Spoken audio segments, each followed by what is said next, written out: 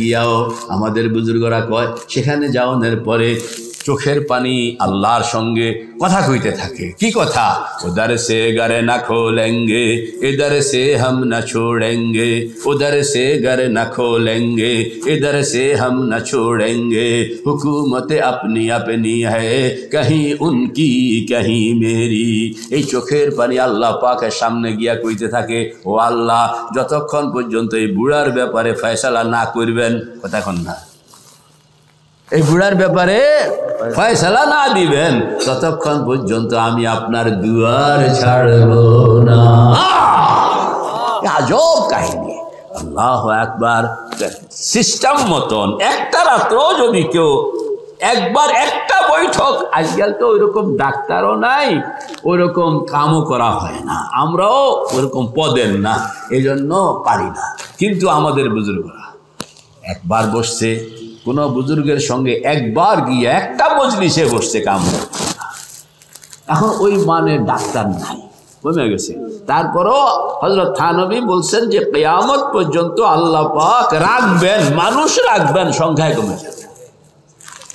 রে ভাই ও দোস্ত বুজুর্গ, শেষ রাত্র এরকম ভাবে বসলেন, চোখের পানি ছেড়ে দিয়া।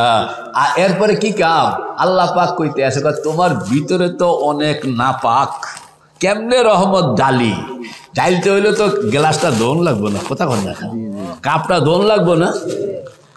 আদোয়া কাপের মধ্যে চা দেওয়ান যাব, আদোয়া গ্লাসের মধ্যে দুধ দেওয়ান যাব। তো বন্দা কইতে আছে, আল্লাহ গ্লাস কেমনে দিতাম? দোনের জন্য তো আমি তোমাকে কলমা তৈয়বা আগে বাগে পড়ায় দিছি। কি পড়ায় দিছি? কালেমায়ে তৈয়বা। মুখস্থ আছে কার কার? দেখি কার কার মুখস্থ আছে কলমা তৈয়ব?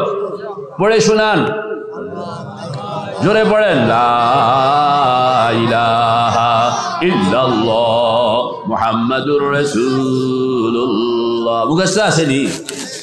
এই কলমা তৈয়বা আল্লাহ পাক বলেন, কলমা তৈয়বা তো তোমারে দিয়া রাখছি। কালেমা তৈয়বার অর্থ হইল পবিত্র কালেমা। পবিত্র কালেমার অর্থ হইল পবিত্র করে এরকম কালেমা।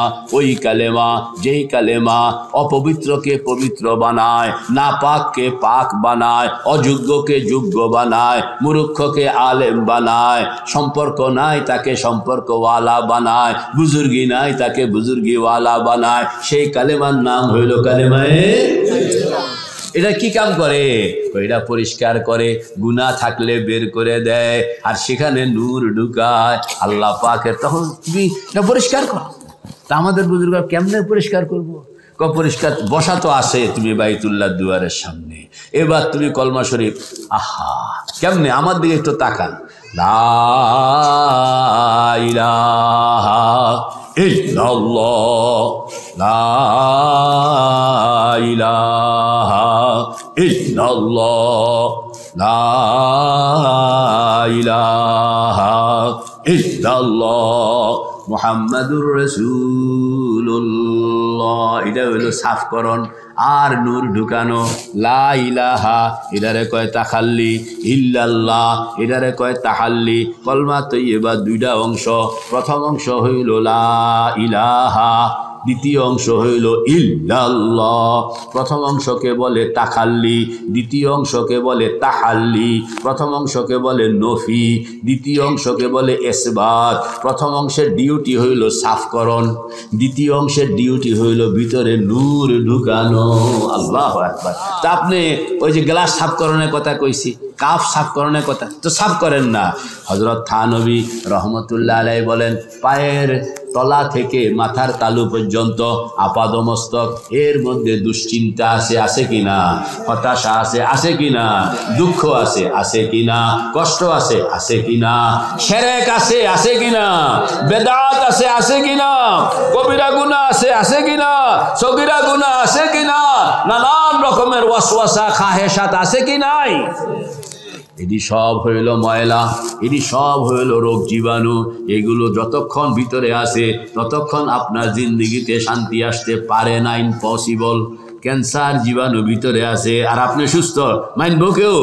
এটার বাইর করণ লাগবো। এটার কি বাইর করণ লাগবো? যেমনে পারেন কাটটা হইলেও বাইর করণ লাগবো, লাগবো কিনা? আল্লাহ এটা ভিতরে এই ময়লা, ভিতরে এই জীবাণু যতক্ষণ থাকবে ততক্ষণ আপনার জিন্দিগিতে অশান্তি। এটা লইয়া যদি মৌত খারাপ হবে, এটা লইয়া কবর খারাপ হবে, এটা লইয়া হাসর খারাপ হবে, এটা লইয়া মিজান খারাপ হবে, এটা লইয়া পুলসেরাত খারাপ হবে। এরপরে আল্লাহ পাক বলবেন যে বাবারে, তুমি যে রোগ ব্যাধি লইয়া আইছো আমার কাছে, জাহান্নামের আগুন ছাড়া এই ঋণটা ধ্বংস করতে।